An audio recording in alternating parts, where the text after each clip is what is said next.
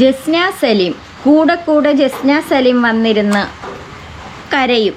നല്ല അഭിനയം. കരയണത് വേറൊന്നും അല്ല, ജസ്ന വരയ്ക്കുന്ന കണ്ണൻ്റെ പടം ആരും വാങ്ങിക്കുന്നില്ല. അതുകൊണ്ട് ജസ്ന വന്നിരുന്നു ഓരോന്നും ന്യായീകരിച്ചതിന് ശേഷം ലാസ്റ്റ് എൻ്റെ വാട്സപ്പ് നമ്പർ ദാ ഇതിൽ കൊടുക്കുന്നു എന്ന് പറഞ്ഞുകൊണ്ട് വന്നിരുന്ന് പറയും. അതിന് ആദ്യം ജസ്ന കരഞ്ഞു കാണിക്കും. അപ്പം നമുക്ക് ആ കരച്ചിലൊന്ന് കാണാം. എന്നത് കണ്ടാൽ ചിരിക്കാൻ ഒരുപാട് ആൾക്കാരുണ്ടാവുമെന്ന് എനിക്കറിയാവുന്നതാണ്. പക്ഷേ ചിലപ്പോൾ നമ്മുടെ മനസ്സിലെ വിഷമം നമുക്ക് കരഞ്ഞു തീർക്കല്ലാതെ വേറെ നിർവാഹമില്ല. ഇത്രയൊക്കെ പറയാൻ എന്തിരിക്കുന്നു? ജസ്ന കരഞ്ഞു തീർക്കുമെന്നു ചില വിഷമങ്ങൾ വന്നാൽ. ശരിയാണ്, ചില വിഷമങ്ങൾ വന്നാൽ കരഞ്ഞു തീർക്കും. ജസ്നക്ക് എന്തായിരിക്കും വിഷമം? കണ്ണൻ്റെ പടം ആരും വാങ്ങിക്കുന്നില്ല. ഇതാണ് ജസ്നയുടെ വിഷമം. 5000 മുതൽ 50,000 വരെ പടം വരച്ച് വിൽക്കുന്നു എന്ന് ജസ്ന പറയുന്നുണ്ട്. ഇത് ആരെ കൊണ്ടെങ്കിലും വാങ്ങിക്കാൻ പറ്റുമോ? വാങ്ങിക്കണവരുണ്ട്.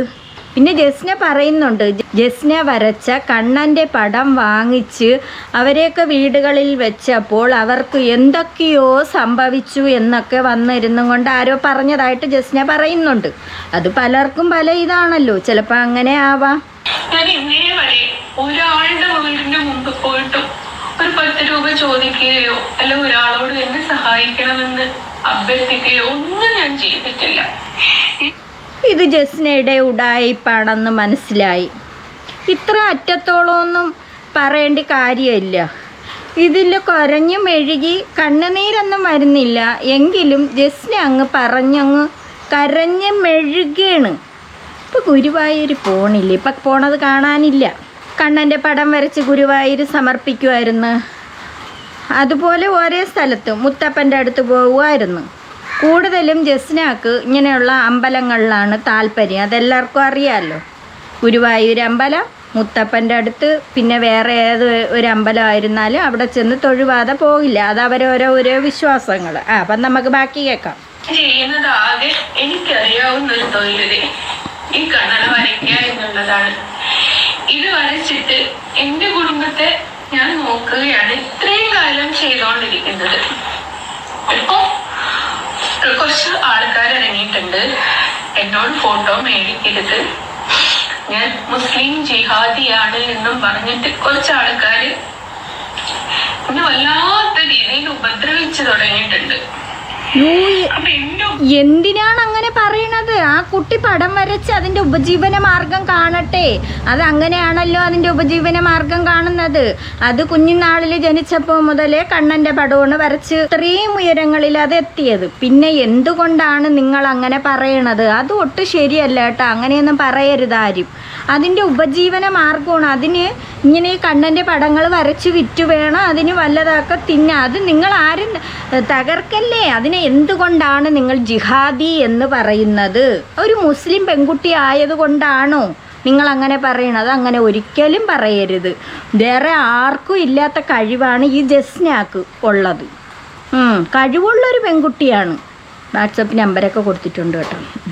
ജീവന മാർഗം എന്ന് പറയുന്നത് സാക്ഷാൽ ഗുരുവായൂരപ്പനെ വരയ്ക്കുന്നതാണ്.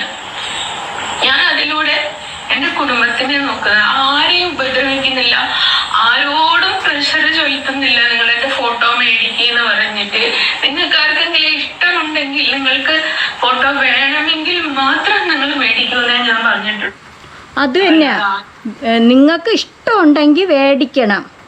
പിന്നെ ഇത്തിരിയൊക്കെ സങ്കടങ്ങളൊക്കെ എനിക്ക് വന്നതാണ്. അത് ഞാൻ അറിയാതെ ഇങ്ങനെ ഉള്ളിനകത്തുള്ളത് ഇങ്ങനെ അടക്കി പിടിച്ച് ഞാനങ്ങ് വെറുതെയെങ്കിലും ഒന്ന് കരഞ്ഞതാണ് കേട്ടോ. എങ്ങനെയെങ്കിലും നിങ്ങൾ കുറച്ചുകൂടെ വാങ്ങിക്കണം. ഈ ഭിത്തികളിൽ ഒട്ടിച്ചൊട്ടിച്ച് ഞാൻ വെച്ചത് നിങ്ങൾ കണ്ടല്ലോ. വീട്ടിൻ്റെ ഭിത്തികളിൽ ഞാൻ ഒട്ടിച്ചൊട്ടിച്ച് വെച്ചു കണ്ണൻ്റെ പടം വരച്ചിട്ട്. ഇപ്പം ഇനി അത് വേണമെങ്കിൽ നിങ്ങൾ 5000 മുതലുള്ള പടങ്ങൾ ഞാൻ വരച്ച് വെച്ചിട്ടുണ്ട്. അത് വേണമെന്നുണ്ടെങ്കിൽ നിങ്ങൾ വാങ്ങിച്ചുകൊണ്ട് പോകണം. ഞാൻ അതുപോലെ നമ്പരും കൊടുത്തിട്ടുണ്ട് എന്നാണ് പറയണത്. കണ്ണീരില്ലേ? ചൊലുത്തുകയോ അല്ലെ നിങ്ങളിത് വാങ്ങണമെന്ന് പറഞ്ഞ് വാശി പിടിക്കുകയോ ഒന്നും ഞാൻ ചെയ്തിട്ടില്ല. വാശി പിടിക്കുക അങ്ങനെ വാശി പിടിച്ചിട്ടില്ല ജസ്ന. കഴിഞ്ഞ ഒരു വീഡിയോയിൽ ഞാൻ കണ്ടായിരുന്നു ജസ്ന ഇതുപോലെ അന്നം പൊന്നി കരയുന്ന രീതിക്ക് കരഞ്ഞിട്ട് അവസാനം പറയുന്നു, നിങ്ങളെല്ലാവരും എൻ്റെ കണ്ണനെ വാങ്ങിക്കണം കേട്ടായിരുന്നു. എന്റെ ഒരു വരുമാനം ഇങ്ങനെ മുട്ടിക്കാൻ വേണ്ടിയിട്ട് നിങ്ങൾ എന്തിനാണ് ഇങ്ങനെ കഷ്ടപ്പെടുന്നത്? ഞങ്ങൾ ജീവിച്ച് നിങ്ങളെ പോലെ തന്നെ ഈ ഭൂമിയിൽ ജീവിക്കണമെന്നൊരു ആഗ്രഹമുള്ള ഒരു വ്യക്തികളാണ്. പക്ഷെ എന്നെ ഇങ്ങനെ എല്ലായിടത്തുനിന്നും ഒറ്റപ്പെടുത്തി ഇങ്ങനെ ഉപദ്രവിക്കാൻ മാത്രമൊന്നും ഞാനൊരു തെറ്റും ചെയ്തിട്ടില്ല. അത് തന്നെ, ഒരു തെറ്റും ചെയ്തിട്ടില്ല. ഇങ്ങനെയെങ്കിലും ഞാൻ കണ്ണുനീരില്ലാതെ ഇങ്ങനെയെങ്കിലും പറഞ്ഞ് കരയണ രംഗം കാണിച്ചെങ്കിലും 10 പേര് വാങ്ങിക്കട്ടെ എന്ന് വിചാരിച്ചിട്ടാണ് ഞാൻ ഇത്രത്തോളം ഇരുന്ന് പറയണത്. എന്നിട്ട് പോലും ആരും വരണില്ല എന്നാണ് തോന്നണത്. എത്ര വീഡിയോകളിൽ ഇതുപോലെ പറഞ്ഞ് എന്നിട്ടും ആരും വരുന്നില്ലേ? മറ്റത് അങ്ങനെയല്ലല്ല പറഞ്ഞ, എൻ്റെ കണ്ണനെ എല്ലാവരും വാങ്ങിച്ചുകൊണ്ട് പോയി, എൻ്റെ ഗുരുവായൂരപ്പനെ എല്ലാവരും കൊണ്ടുപോയി, എല്ലാവരും വാങ്ങിച്ചുകൊണ്ട് പോയി. കണ്ട 50,000 25,000 ഞാൻ സെയിൽ ചെയ്യാൻ പോണ്, ഞാൻ ഓർഡർ കൊടുക്കാൻ പോണ് എന്നും പറഞ്ഞുകൊണ്ടൊക്കെ പുള്ളിക്കാരി ഓടണ കാണാം. എന്തായാലും കണ്ണനെ വരച്ച് വിറ്റൊക്കെ വീടും അങ്ങനെയൊക്കെ ഉണ്ടാക്കി. നല്ല കാര്യം തന്നെ. കുഞ്ഞുനാളിലേ വേറെ ഒന്നും ചെയ്തില്ല, കണ്ണനെയാണ് വരച്ച്. കണ്ണനെ അത്രമേലിഷ്ടമായതുകൊണ്ടാണ് കണ്ണനെ വരച്ച് വിറ്റത്. സത്യം പറഞ്ഞ സലീമാക്കായ പോലും ഇത്രയും ഇഷ്ടമില്ല എനിക്ക് അത്രയ്ക്ക്. ഇങ്ങനെ എല്ലായിടത്തുനിന്നും ഒറ്റപ്പെടുത്തി ഇങ്ങനെ ഉപദ്രവിക്കാൻ മാത്രമൊന്നും ഞാനൊരു തെറ്റും ചെയ്തിട്ടില്ല. ആകെ ചെയ്ത് നിങ്ങളുടെ കണ്ണില് ആകെ ഞാൻ തെറ്റ് ചെയ്യുന്നത് എന്ന് പറയുന്നത് സാക്ഷാൽ ഗുരുവായൂരപ്പനെ വരയ്ക്കുക എന്നുള്ളതാണ്. ആ ഫോട്ടോ വാങ്ങരുത് എന്ന് പറഞ്ഞിട്ട് വിളിക്കാൻ കുറച്ച് ആൾക്കാർ, അത് ഞാൻ ജിഹാദിയാണെന്ന് പറഞ്ഞിട്ട്, എനിക്ക് മതമേ. ഇതൊക്കെ ജസ്നയുടെ അടവാണ് കേട്ടാ. നിങ്ങൾ ഈ കണ്ടുകൊണ്ടിരിക്കണ നിങ്ങളെ ഒരു 10 പടമെങ്കിലും വാങ്ങിക്കണം കേട്ടാ. കണ്ണൻ്റെ 10 പടമെങ്കിലും വാങ്ങിക്കണേ. 5,000 വെച്ചായിരുന്നാലും 10 പടമാകുമ്പോൾ 50,000 ആവൂലേ? പോട്ട് 50,000 വെച്ചാണെങ്കിൽ ഒരു 10 പടമാകുമ്പോൾ എത്ര ആവും? ലക്ഷങ്ങളായില്ലേ? വാങ്ങിക്കണേ നിങ്ങൾ. ഇല്ല, ഞാൻ മനുഷ്യനായിട്ട് ജീവിക്കുകയാണ് എന്ന് പ്രഖ്യാപിച്ച ഒരാളാണ്. അത് തന്നെയാ, എനിക്ക് മതമില്ല, ഞാൻ മനുഷ്യനായിട്ടാണ് ജീവിക്കണത് എന്ന് വരെ ഞാൻ പ്രഖ്യാപിച്ചിട്ട് എന്തിനാണ് നിങ്ങൾ ദ്രോഹിക്കണത്? നിങ്ങൾ കമൻ്റ് ഇട്ട് ദ്രോഹിക്കണ എന്തിനാണ് ആ കുട്ടിയെ നിങ്ങൾ ജിഹാദി എന്ന് പറയുന്നത്? അത് മതമില്ലെന്ന് അത് പറഞ്ഞു കഴിഞ്ഞ്. അതിന് മതവും ഇല്ല, അത് മനുഷ്യനായിട്ടാണ് ജീവിക്കണ. ശ്രീ ഗുരുവായൂരപ്പൻ മാത്രമേ എനിക്കുള്ളൂ. എനിക്ക് ഗുരുവായൂരപ്പൻ്റെ നടയിൽ പോയി തൊഴുവണം, ആ ചിന്ത മാത്രമേ ഉള്ളൂ. ഞാൻ ഗുരുവായൂരെപ്പോഴും കയറി ഇറങ്ങി നടക്കും, ആ ചിന്ത മാത്രമേ ഉള്ളൂ എന്ന് പറയുന്ന ജസ്നയെ നിങ്ങൾ എന്തിനാണ് ഇങ്ങനെ ദ്രോഹിക്കണത്? എല്ലെങ്കിലും എന്നെ ഒന്ന് ഉപദ്രവിക്കാതിരുന്നൂടെ പ്ലീസ്? എൻ്റെ ഒരു അപേക്ഷയാണ്. ഞാനും എൻ്റെ കുടുംബവും കഴിഞ്ഞു പോകുന്നത് ഈ ചിത്രവരയിലൂടെയാണ്. അതിങ്ങനെ ഇല്ലാതാക്കിയിട്ട് നിങ്ങൾക്ക് എന്ത് കിട്ടാനാ? പിന്നീട് ഞങ്ങൾക്ക് മരണമല്ലാതെ ഞങ്ങളുടെ മുമ്പിൽ വേറെ ഒന്നുമില്ല. പ്ലീസ് ഉപദ്രവിക്കരുത്. നിങ്ങൾ ആരും ആ കുട്ടിയെ ഉപദ്രവിക്കരുത്. ഇതൊന്ന് കണ്ടോളണേ. ജസ്നാരാ എവിടെങ്കിലും പാർട്ടിക്ക് പോകുമ്പോടുന്നത് അലൈസോൻ കൈ കഴിച്ചതാണ്. ഇത് വേറൊന്ന് ഇത് സ്കൂൾ പോകുമ്പോ ഇത് രണ്ടും മഴയത്ത് 2 ജോഡി മഴയത്തിടണത്, സ്പോർട്സിന് പോകുമ്പോൾ അല്ലാതെ ഇടണത്, മറ്റത് ഇടണത്, മറിച്ചത്. ഇതെല്ലാം കണ്ണൻ്റെ പടം വിറ്റ് വേണം ഇതൊക്കെ വാങ്ങിക്കാനായിട്ട്. വസ്ത്രമായിരുന്നാലും എല്ലാം അങ്ങനെയാണ്, ആഹാരമായിരുന്നാലും അങ്ങനെയാണ്. അപ്പം നിങ്ങൾ കണ്ണൻ്റെ പടം മേടിക്കണം, എല്ലാവരും മേടിക്കണം. ഞാനിപ്പോൾ ഇതിൻ്റെ ഇടയിൽ പറഞ്ഞത് കുറച്ച് ഷൂ ഒക്കെ കിടന്ന് അതിനെയൊക്കെ ഇങ്ങനെ നുള്ളിപ്പറക്കിയൊക്കെ കാണിക്കുന്നുണ്ട്, നിരത്തി വെച്ച്. അതും ഒരു കണ്ടൻ്റാണ്. ജസ്നേര് കേൾക്കാം. ഇതാണ് എൻ്റെ മോൻ്റെത്. ഇന്റെ ചെരുപ്പ് ഞാൻ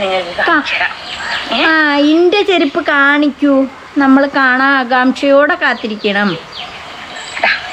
കണ്ടോ?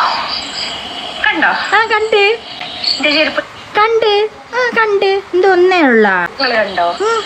നിങ്ങൾ വിചാരിക്കൂ എന്താ ഒരൊറ്റ ചെരുപ്പ് എന്ന്. അതന്നെയാണ് എനിക്കും ഒരെണ്ണം മാറ്റി വെച്ചു, എന്നിട്ട് അതും കണ്ടന്റ് ആണ്. ഒന്ന് ആലോചിച്ച് നോക്കണം. ഒരു ചെരുപ്പ് ജസ്നേർ എടുത്ത് മാറ്റി വെച്ചു, എന്നിട്ട് ഈ കണ്ടോ, നിങ്ങൾ കണ്ടോ എന്തുകൊണ്ടാണ് ഈ ഒരു ചെരുപ്പെന്ന് നിങ്ങൾ വിചാരിക്കും. ബാക്കി പറയാനുള്ളത്. ഇത്രയും ചെരുപ്പ് ഇങ്ങനെ നിരത്തി വെച്ചിട്ടും ഇവിടെ കിടക്കുന്ന ഒരു നായിന്റെ മോനെ. അതാരി അവിടെ കിടക്കണ നായിന്റെ മോയി? വേറെ ആരുമല്ലല്ലോ, നമ്മളെ കണ്ണരേട്ടനല്ലേ അവിടെ കിടക്കണത്. ജസ്ന ഇത് പറഞ്ഞത് ശരിയായില്ല. ഇത്രയും നാൾ അവിടെ നിന്റെ കൂടെ കിടന്ന് നീ തീറ്റിപ്പോറ്റി ഇട്ടിരുന്നിട്ട് ഇപ്പം എന്താ നായിൻ്റെ മോനെന്ന് വിളിക്കണം. അതാര്യാ ഒരു ചെരുപ്പ്? മുമ്പുള്ള വീഡിയോയിൽ പറഞ്ഞായിരുന്നു മോൻ്റെ ചെരുപ്പ് അവന് കണാരനെടുത്തിട്ടുകൊണ്ട് പോവും, അങ്ങനെ അവിടെ ചെരുപ്പിന് അടിയാണെന്ന്. ഇപ്പം പറയണ നായിൻ്റെ മോനെടുത്ത് ഒരു ചെരുപ്പ് കൊണ്ടുപോയി. അതെന്തിന് കണാരന് ആ ഒരു ചെരുപ്പ് എന്തിന്? മണം പിടിക്കാനാ? ഇതിൻ്റെ ഒരു തുണയെടുത്ത് പോയി. അവന് ഇത്രയും നല്ല ചെരുപ്പാണ് വെച്ചത്. മോൻ്റെ അത്രയും നല്ല ചെരുപ്പ് കിടന്നിട്ട് അതിൽ നിന്ന് എടുത്തോണ്ട് പോവാതെ ജസ്നേരെ ചെരുപ്പ് എടുത്തോണ്ട് പോകണമെങ്കിൽ ജസ്നേരുടെ അത്രയ്ക്ക് ഇഷ്ടമാണ്. നമ്മുടെ കരണേട്ടൻ്റെ കാര്യമല്ലേ ജസ്ന പറയണത്? അവിടെ ഉള്ളതാ കരണേട്ടനല്ലേ? അവന് ഇതാണ് വേണ്ടത്. അന്നായിന്റെ മോനെ ഞാനും എവിടെന്നെങ്കിലും പോക്കൂ. ഇപ്പം അവിടെ ഇല്ലേ? അവിടെ നിന്നൊക്കെ പോയാ? ഉണ്ടായിരുന്നല്ലോ, കഴിഞ്ഞ വീഡിയോയിലൊക്കെ കണ്ടായിരുന്നല്ലോ. സലീമൊക്കെ വന്ന അപ്പോഴേ അവനെ ഓട്ടിച്ച. എന്തരാ എന്തോ എന്താറിയോ, അത്ര എക്സ്പെൻസീവ് ആണ് ഈ ചെരുപ്പിന്. ഞാനത് പോലീസ് സ്റ്റേഷനിൽ കംപ്ലൈന്റ് കൊടുത്തിട്ടോ അല്ല വേണ്ട CBIക്കെങ്കിലും പറഞ്ഞു വിട്ടിട്ട് ഞാൻ ചെരുപ്പ് കണ്ടുപിടിക്കും. അയ്യോ, ആളെങ്ങോട്ടാ പോയി? ചെരുപ്പും കൊണ്ട് ജസ്നേരെ ഒരു ചെരുപ്പും കൊണ്ട് പോയി. എവിടെ പോയതായിരിക്കും? എങ്ങോട്ട് മുങ്ങിയതായിരിക്കും? എൻ്റെ പൊന്ന് കരണേട്ടാ, ഇത്രയും നാൾ അവിടെ കിടന്നിട്ട് നായിൻ്റെ മോനെന്ന് വിളിച്ചില്ലേ ജസ്ന? വല്ല ആവശ്യം ഉണ്ടായിരുന്ന? ഒരു ചെരുപ്പ് എടുത്തോണ്ട് പോയി, അത് ജസ്നേരെ ചെരുപ്പ്. ജസ്നേരെ അടുത്ത് അത്രയ്ക്ക് ഇഷ്ടമുള്ളത് കൊണ്ടാണ് 24 മണിക്കൂർ ആ വീട്ടിലുള്ള കരുണേട്ടൻ. ഇപ്പം കാണാനില്ലേ? എങ്ങോട്ട് പോയാ ആവോ? ഇത്രയും ചെരുപ്പ് ഓനുണ്ടായിട്ട് എൻ്റെ ഒരു ചെരുപ്പ് എടുത്ത് പോയ നായേ നമിച്ചിരിക്കുന്നു. നല്ല ആവശ്യം ഉണ്ടായിരുന്ന അവിടെ കിടന്ന് ജസ്നെ തീറ്റി പോറ്റാൻ തന്നിട്ടല്ലേ ഇതൊക്കെ പറയേണ്ടി ഗതികേട് വന്ന ജസ്നയ്ക്ക്? ജസ്നേരെ ആഹാരവും തിന്ന് ജസ്നേരെ പണത്തിലും ഉണ്ടും ഉറങ്ങി കിടന്നത് കൊണ്ടാണല്ലോ ഇപ്പം ഇതൊക്കെ കേട്ടത്, ഇങ്ങനത്തെ ഒരു ഭാഷ വിളിച്ചത്. കഷ്ടമായിപ്പോയി ഏട്ടാ കരണേട്ടാ.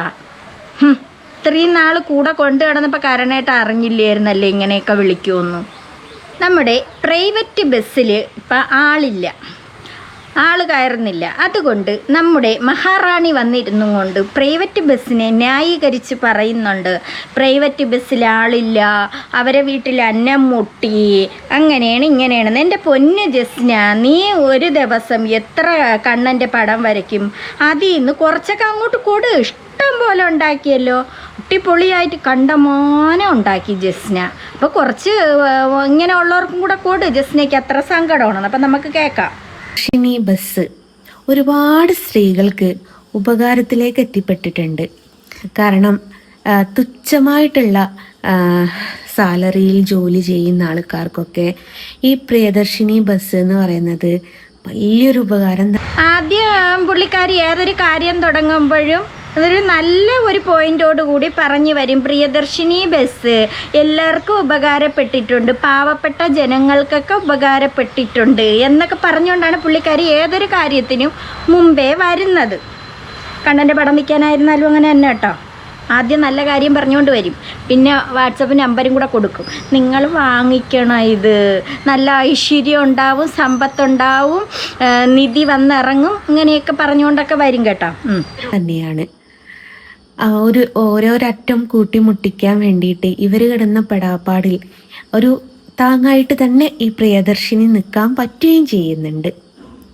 അതേസമയം ഞാൻ നിങ്ങളോടൊരു കാര്യം ചോദിക്കട്ടെ, ഈ പ്രൈവറ്റ് ബസ്സിൽ ഇപ്പൊ പ്രിയദർശിനി ബസ്സിൽ കയറുന്നവർ പാവങ്ങളാണല്ലോ. പാവങ്ങള് അത് നല്ല കാര്യം എന്നൊക്കെ പറഞ്ഞിട്ടുണ്ട്. താങ്ങായി തണലായി നല്ലതാണ്, സർക്കാർ അങ്ങനെ കൊടുക്കുന്നത് നല്ലതാണ് എന്നൊക്കെ പുള്ളിക്കാരി പറയുന്നുണ്ട്. ഇനി ഇപ്പൊ കേട്ടോളണം എന്താണ് പറയാൻ പോകുന്നത്, ആരെ താങ്ങിയാണ് പറയണേന്ന് ഓർമ്മിച്ചോളണം. ഓടുന്ന ഡ്രൈവർക്കും കണ്ടക്ടർക്കും അല്ലെ ക്ലീനർക്കും അതേപോലെ അതിൻ്റെ മുതലാളിക്കും ഒക്കെ അവരുടെയൊക്കെ വീട്ടിൽ ഈ സ്ത്രീകളില്ലേ, കുട്ടികളില്ലേ, അവരുടെ വിദ്യാഭ്യാസം, അവരുടെ കുടുംബം അതൊക്കെ നോക്കാൻ വേണ്ടിയിട്ട് അവർ പെടാപ്പാട് പെടുന്നില്ലേ? ഇതൊരു തല ഇത്രമേൽ നല്ല കാര്യമാക്കി നിങ്ങൾ മാറ്റിയപ്പോൾ മറുതല എത്ര പാവപ്പെട്ട കുടുംബങ്ങളുടെ ഉപജീവനമാർഗം മുട്ടിയെന്നറിയാം. ഒരു തല നിങ്ങൾക്ക് നല്ല കാര്യങ്ങൾ ചെയ്തപ്പോൾ മറുതല. അപ്പം എന്തായാലും ഒരാളിന് 2 തലയുണ്ടാ? കാലും തലയല്ലേ, എന്താ 2 വശത്തും തലയുണ്ട്? ഇതെന്തേരൊക്കെ പറഞ്ഞു പോണാന്തോ? അയ്യോ, ഇവർക്കൊക്കെ കളക്ഷൻ ഭത്തയാണ്. ആ കളക്ഷൻ ഭത്ത കുറഞ്ഞതിന് ശേഷം അവരുടെയൊക്കെ കുടുംബം എങ്ങനെയാ കഴിഞ്ഞത് എന്നെങ്കിലും നമ്മുടെ മുഖ്യമന്ത്രി ഒന്ന് അന്വേഷിക്കണം കേട്ടോ. പാവമാണ് എല്ലാവരും പാവമാണ്. ആരും ആരെയും ദ്രോഹിക്കണം എന്ന് കരുതിയിട്ട് ജീവിക്കുന്നവരല്ല.